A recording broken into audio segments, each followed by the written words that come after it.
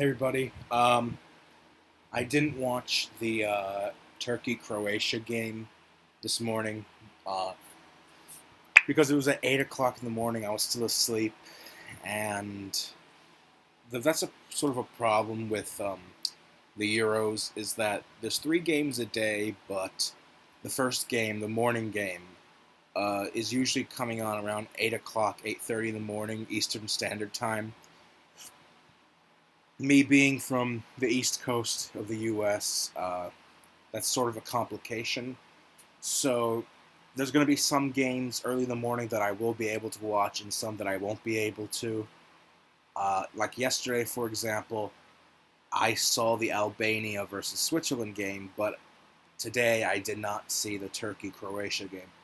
But I made a point to look at the highlights, and Croatia defeated Turkey 1-0. I thought it was going to be a draw, but Luka Modric proved to be the difference maker.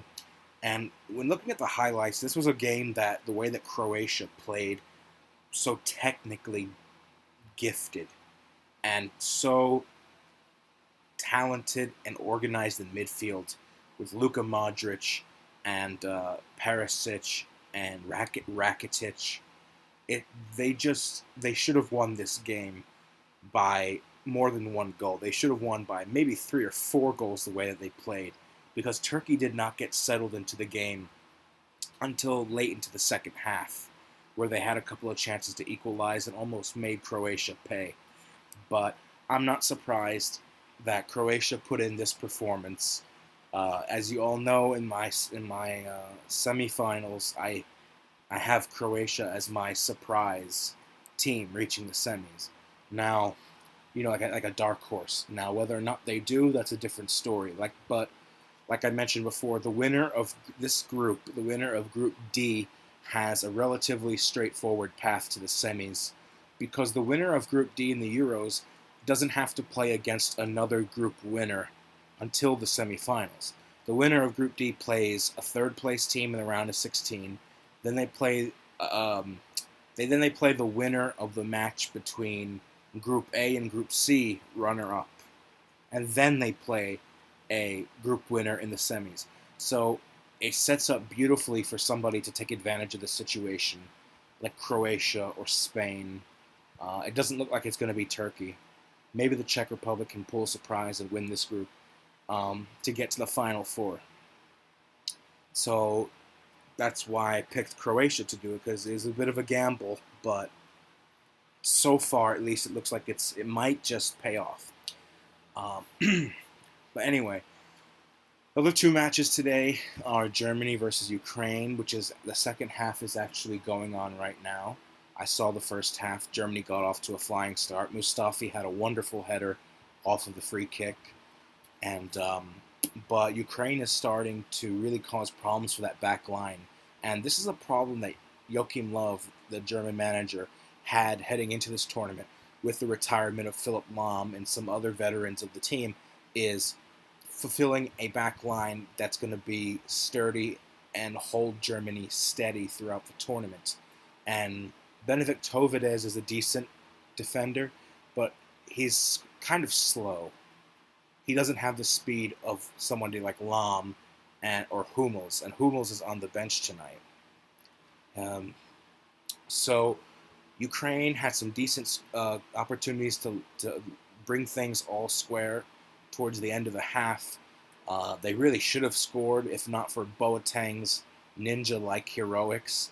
The goal line technology showed that the ball did not fully cross the line, so Boateng made a very, very important save. He's the only reason why Germany still have this lead right now. They have to come out in the second half and play better. And Ukraine just has to keep doing what they're doing, applying pressure to that back line, getting Germany on the counterattack. And who knows, maybe they can steal a goal, get a draw from this game, see you later, bye-bye, and then focus on the next match against Northern Ireland. Speaking of Northern Ireland, they played against Poland earlier this afternoon, and this is the game that I think most of us thought Poland should win. I thought Poland would win, but a 1-0 victory over what's supposed to be the weakest team in this group showed signs of worry. And it's not just by the margin of victory, but it's also by the way that Poland performed. Northern Ireland were very successful in neutralizing Robert Lewandowski and minimizing his influence in attack. Arkadiusz Milik made an excellent goal that gave Poland eventually the win. But the way that Poland played for the majority of this game, most of their threats going forward were completely canceled out by a very astute Northern Ireland defensive effort. And really, the only reason why Poland came away with 3 points in this game is because Northern Ireland just didn't have enough going forward to create many chances. They didn't have a lot of creativity moving up to get that equalizer. And no offense to Kyle Lafferty or McGinn or Jamie Ward or anything, but they're not the kind of players that, when in pressurized situations, can create major chances in the same way that some of the world-class stars can. And credit to Northern Ireland for keeping the game a low-scoring one, keeping themselves in contention, focus on the next match against Ukraine. They're not out of it, of course. They can still pick up a point, maybe shock Ukraine, get 3 points in the next game. But it's not going to be easy for them. They have a ladder to climb, considering that Germany is their last game in this group. So, at the end of the day, though, Poland gets their very first win in a European Championship. First time in 7 attempts. So congratulations to the Poles, Coach Adam Nowalka. And it's on to the Germany game next week, where I think Poland can get a result because they're familiar with this German team. They played against them twice in qualifying, even got a win against them at home, 2-0. So we'll see how that goes. Can't really comment any further on the Ukraine-Germany game because it's still going on right now. And it may end with a German victory, it may end with a draw. Who knows? But the team that looks most likely to score next is the Ukrainians, unless Germany changes something in the second half. So we'll see how that goes, guys. And we have 3 more European games tomorrow. They are in Group D and E. So tomorrow we have the Czech Republic against 2-time defending champions Spain. We also have Republic of Ireland against Sweden. And we have Belgium versus Italy, which is the match that most people are looking forward to. Now, my predictions for those individual games, I'm not going to predict scorelines because that's way too difficult, way too specific. I think Sweden and Ireland will tie each other, although I would like to see Republic of Ireland get a win. I'm a little bit Irish in my mother's side, so I would like to see Ireland win, but I think it's going to be a draw. And for Czech Republic, Spain, I think Spain will get a narrow victory. It's not going to be a high-scoring game. Most of Spain's games are not high-scoring.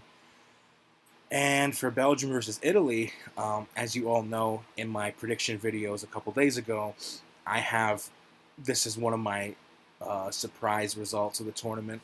I think Italy is going to get a victory over Belgium tomorrow. I think it's going to get off to a shock surprise in Group E, because I don't think Belgium are actually going to have that great of a tournament. They have too many issues at back. Vincent Kompany, Jan Vertonghen, and confidence heading into this tournament is not very high. They're in poor form in several of their friendly games before this tournament started. Mark Wilmots is not very popular coach, so I think Belgium is going to underperform. But I mean, who knows? Maybe they have just enough talent, because they are loaded with talent. Say what you want about them, they're very, very loaded in individual talent. Maybe they can get a result tomorrow.